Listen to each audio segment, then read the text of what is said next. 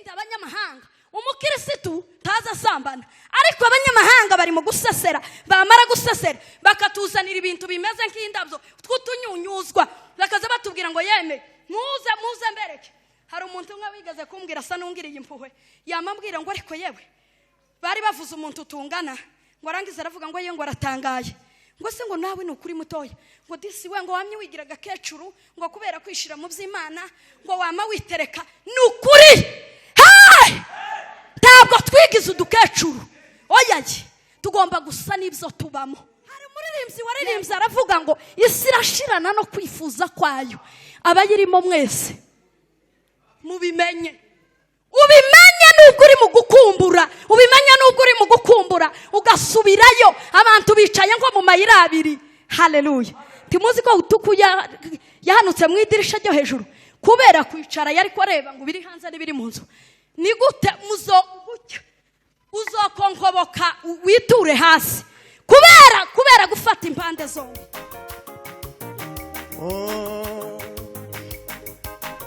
Haleluya. Abutayuda kuramo umuntu hagaze kumanga imbaraga zawe we, abutayuda kuramo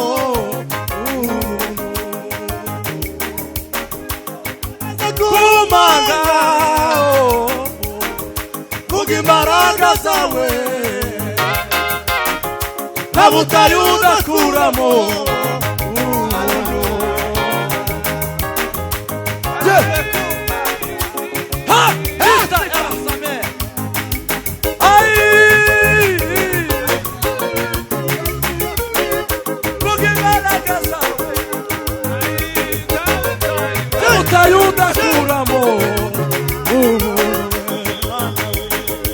Mana nyiribihe turaguhamagaye muri aya masaha Mana Jimena sotayi model Mungu wakati na mosi fenekome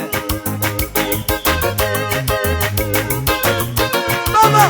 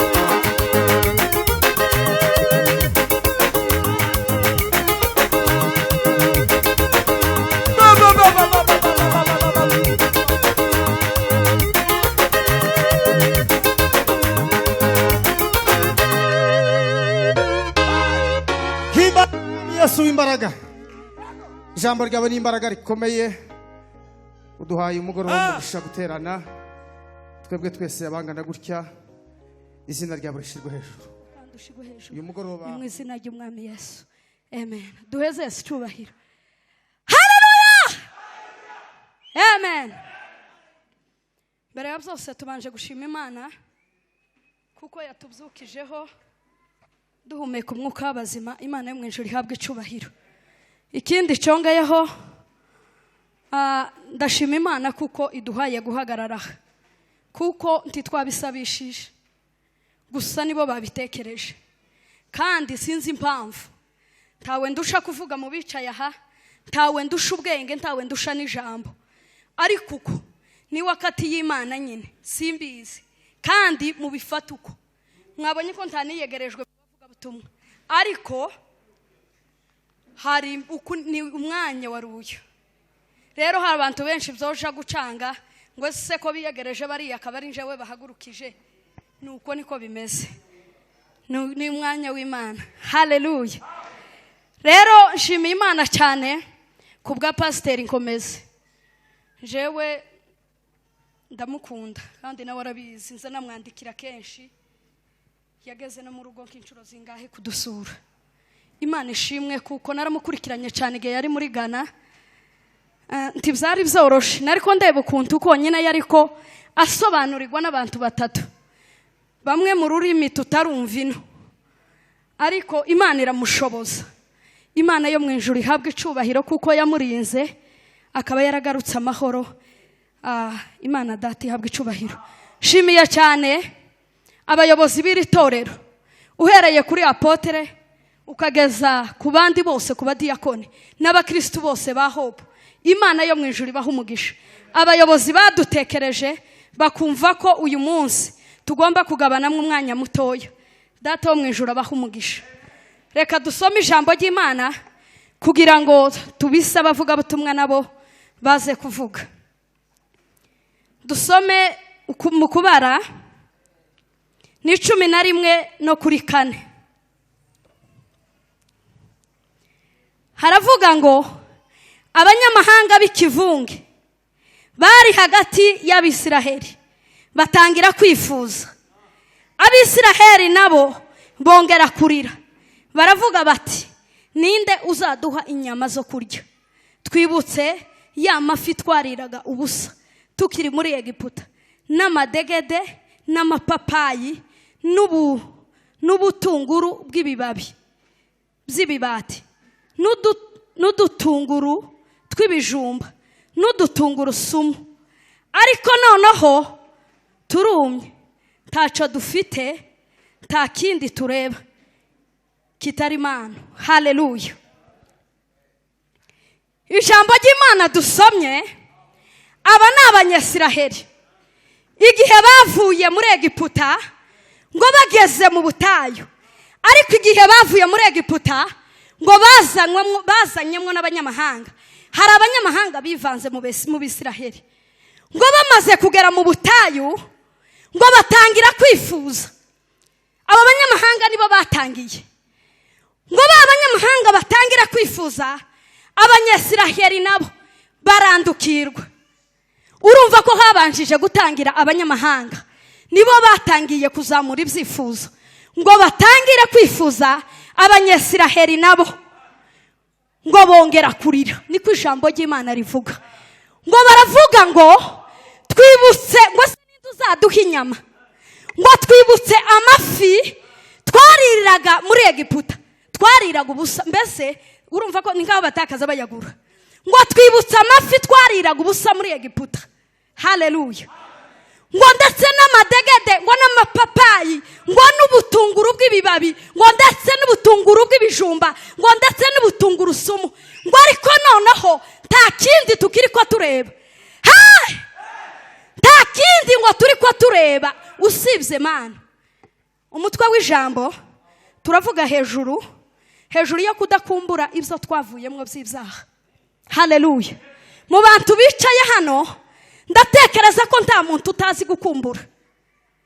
Jewe nza nibuka naje mu mujyi imbere ya mama na papa, nzana na musaza wanje, nshika ntangira gukumbura mama, nkabibahisha kugeza igihe nakaza ngenda nkicara mu mbarazani nkumva nabowetse kubera gukumbura mama.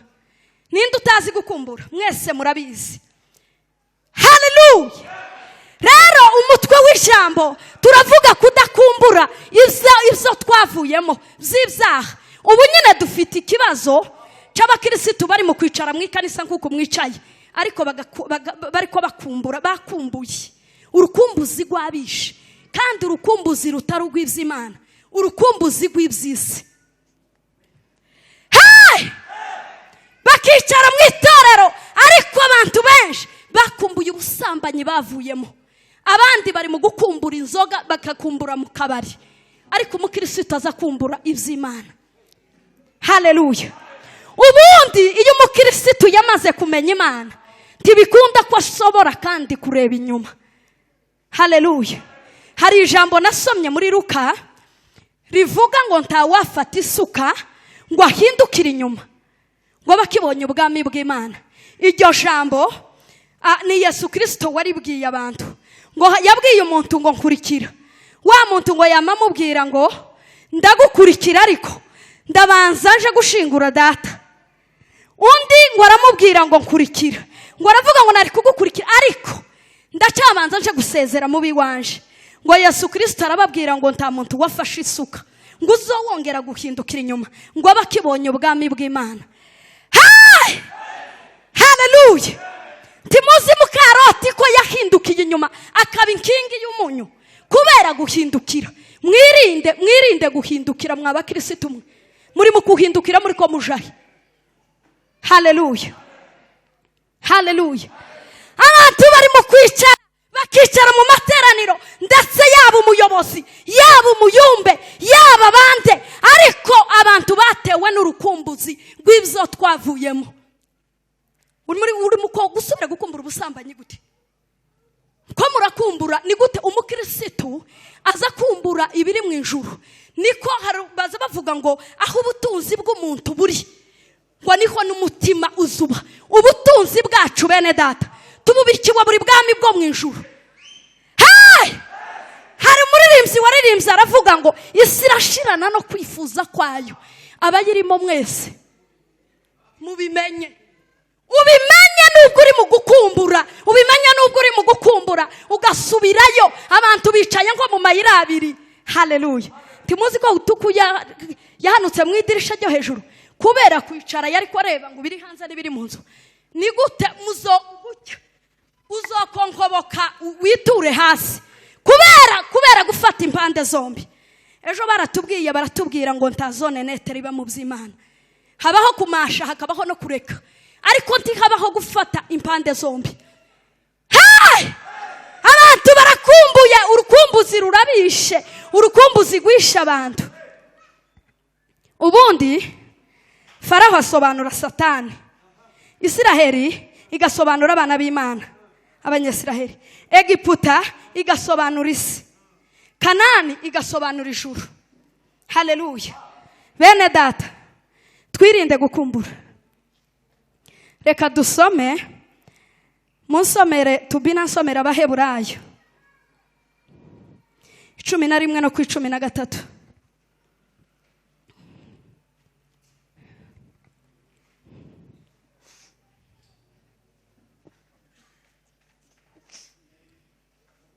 No ku 13.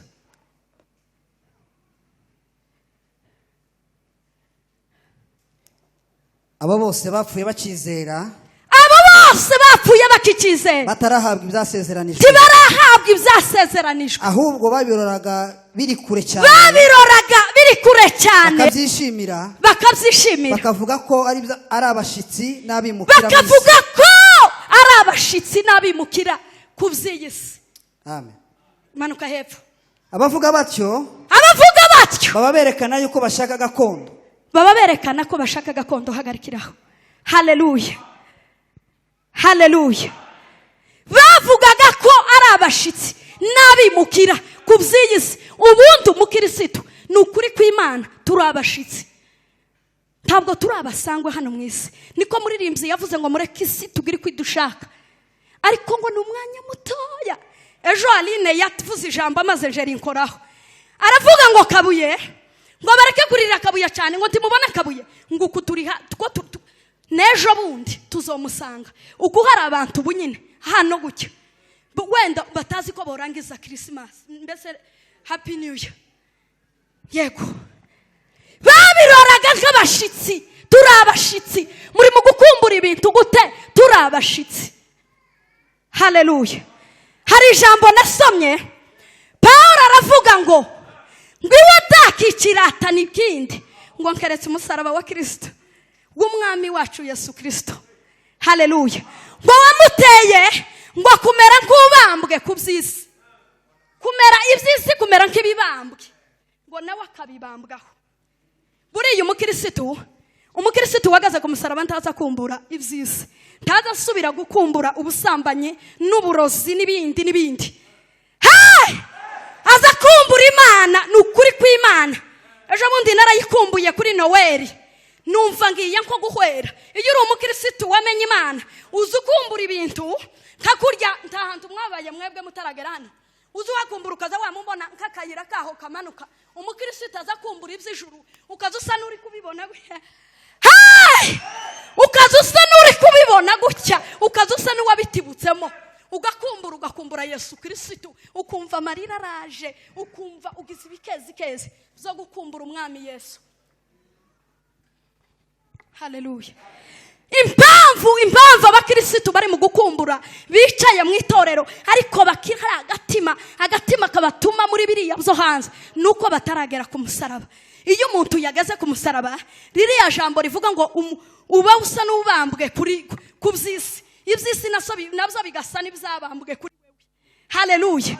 Iyo umuntu yakijijwe uzupfa ku by'isi, uzupfa ku ngeso mbi, uzupfaho. Yego. Haleluya. Uzupfa ku ngeso zibi ukazipfa. Medela atibre metatike donita sibre odan. Umukirisitu kuriya Pawulo yari kuvuga ko iwe iby'isi iyo umuntu ageze ku musaraba akakira umwami Yesu, umusaraba ariya ku musaraba ntimuzi ko Yesu ariko ibyaha byacu yabikumanyirije arabibambirwa. Iyo umukirisitu yageze ku musaraba takindi azatekereza umusaraba wa Yesu Kristo. Umusaraba ni uzumubamo, umusaraba ni uzuba mu mukirisitu ukazutekereza ukicara mu nzu. Ejo bundi nawe utekerejeho ndi imbere y'Imana ndarira, umwana wanje akazagenda akabwira se ngo kuja mama analia, dadi mama analia. Stakindi sinanakoroganye n'umugabo, sinari takindi cyari cyambayeho, natekereje umusaraba. Umukirisitu iyo yamaze kumenya Imana wageze ku musaraba, urukumbuzi ruri mu kugutera ugatekereza ibingibi nuko utageze ku musaraba. Ariko iyo wageze ku musaraba nukuri kw'Imana bizabibambwa byabambanywe na Yesu. Haleluya. Haleluya. Hari ijambo nasomye rivuga ngo muri Yuda ngo muharanira kwizera abera twahawe rimwe ngo ukazageza iteka ryose, ngo kuko hariho bamwe basesewe muri twe gwihishwa. Timubona abanyamahanga bari mu Bisiraheli naboga nibo babateye, ni nkabo bakaza babyutsa kamaranga mutima y'abanyasiraheli. Niba abanyamahanga mwirinde abanyamahanga, umukirisitu taza sambana. Ariko abanyamahanga bari mu gusesera, bamara gusesera bakatuzanira ibintu bimeze nk'indabyo twutunyunyuzwa, bakaza batubwira ngo yeme muze mbereke. Hari umuntu umwe wigeze kumbwira asa n'ungiriye impuhwe, yamambwira ngo ariko yewe bari bavuze umuntu tungana, ngo arangiza aravuga ngo ngo aratangaye, ngo se ngo nawe ni ukuri mutoya, ngo disi we ngo wamye wigira gakecuru, ngo kubera kwishira mu by'Imana ngo wama witereka. Ni ukuri ntabwo twigize udukecuru, oyaye tugomba gusa n'ibyo tubamo. Yego, abanyamahanga barimo kwinjira, bamara kwinjira bakaza bakaduseseramo, bamara kuduseseramo bakatuzanira utunyunyuzwa, bakakubwira ngo yewe ibigezweho wa mumama we ntabwo ari ukwambara neza, ibigezweho meda odre epimatique, ibigezweho yewe ni ukuzuja ku gatorero ukazuja kubwirana n'abandi bagore ibintu. Ariko iyo umuntu yamenya mila otre, iyo umuntu yamenya Yesu Kristo ukamwumva bitari ibi bya kinyamurenge, ni ukuri kw'Imana tuzusubira kuryoherwa n'ayandi makuru. Hari ijambo nasomye muri Luka 24 rivuga ku muzuko wa Yesu Kristo, ngo igihe abagore bagiye ngo bashanye bihumura, ngo barangize ngo baraza basanga Yesu Kristo yazutse, ngo bamare barahindukira, ngo bamare guhindukira baraza bavuga za nkuru, ngo bamare hakaba abagabo babiri bamubigishwa, ngo bariko bagenda baganira, ngo Yesu Kristo yamba batibukamo, ngo amare kubatibukamo, ngo Yesu Kristo ngo arababwira ngo se muri biki, ngo baramubwira ate se ni wowe mushitsi mu Benyesiraheli utaramenye ibyabaye iby'inkuru ya Yesu Kristo? Ngo cagihe bakivugana gutyo, ngo bagenda bariko bavugana, ngo bari bagiye ahantu mu kirorero, ngo barangize ngo babigishwa babwira Yesu Kristo ati ngwino dore buranije, ngwino tubane hano mu kirorero. Ngo barangize baragenda, Yesu Kristo ngo amanyagura imitsima, amaze kumanyagura imitsima ngo baramumenyaga, amaze gutaweka baramumenya. kuko ngo icyo gihe bari ko baganira ngo hari ukuntu amaso yabo yarafunze bari bataramumenya ngo barangize bamare kumumenya ngo umwe aramubwira ati yewe uzi ko cya gihe twaganiraga imitima yacu yari ko yumvikeye. Haleluya! Iyo wamenye amakuru ya Yesu Kristo ukamumenya neza, apana ibipirate kuriya ni bibi ariko iyo wamenye amakuru nyayo ya original atari aya ngaye y'abanyamurenge ari aha hanze, ukamenya amakuru nyayo, nta yandi makuru aza kuryohera. Haba nubwo abagore botorera bakaza baza bakicara bakakubwira nta yandi makuru aza kuryohera usibye ya Yesu Kristo. Haleluya! Mwirinde abanyamahanga baseseye bari mu kuza bakakubwira ngo ese wewe uracaba muri ibi, uracajana umwana gute. Uzi ko ibyo ngibyo ari ubuturage? Abanyamahanga niko baza bavuga. Uzi ko ibi bintu ari ubuturage wowe uri mu gukora, abandi babivuyemo. Nuzoza uri usigira umwana uzureka. Mwirinde abanyamahanga mu izina rya Yesu. Mwirinde abanyamahanga baza bogoshanya imbaraga bakazikumaraho ugasigara uri igicupuri. Muzi igicupuri? Bamara abantu bamara kuwuka imbaraga zamara kubavaho bakaza basigara biremera ibicocero ibibabi kabidoda kugira ngo babyihishemo. Mwirinde abanyamahanga mu izina rya Yesu. Twasomye ijambo ry'Imana ni ukubara, twavuze hejuru yo kudakumbura. Bene data mwirinde gukumbura. Imana mu ijuru ibahe umugisha. Amen.